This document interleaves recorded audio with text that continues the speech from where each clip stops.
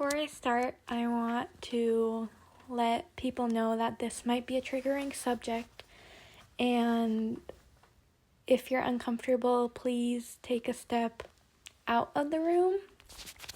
Okay, so I guess I'll just get right into it. I first looked up how to lose weight when I was just 10 years old. It was about a year after that first search on the computer that I was diagnosed with an eating disorder.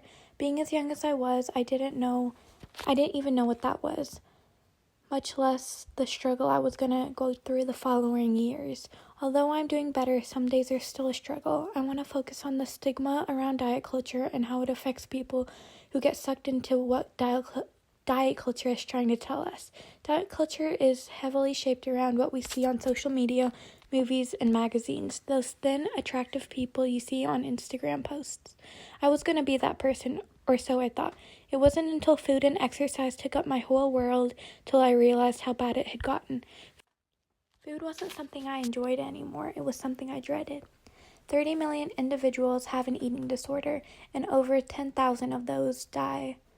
And although eating disorder rates are going up, only about 1/3 are diagnosed and treated.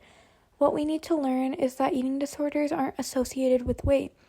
If it were based on weight, it would be called a weight disorder. That simple. Or so it seems, because many people think that only individuals who are underweight are people who can have an eating disorder. Eating disorders come in all different sizes, ethnicities, genders, and socioeconomic groups.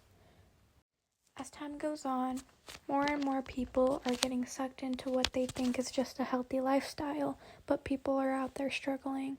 That deeply rooted hatred for themselves, families not supporting the individual, and even friends giving up on them. Many think eating disorders are fueled by hatred for themselves, but it can also be fueled by genetics, bullying, and comparison to others. As diet culture thrives, young adults aren't. Their calculators counted the calories they had in a day, their TikTok For You page full of those models that they wished so badly to look like. Why can't we go back to when ice cream was just ice cream and when your favorite flavor wasn't based on what had the lowest calories? When can we speak up about how diet culture is affecting teens? Because it seems like diet culture is constantly telling us what we need to change about ourselves, when what we really need to change is the mindset we have. De-influencing people about eating disorders and diets will be a continuous cycle, and it will be a continuous roller coaster for me.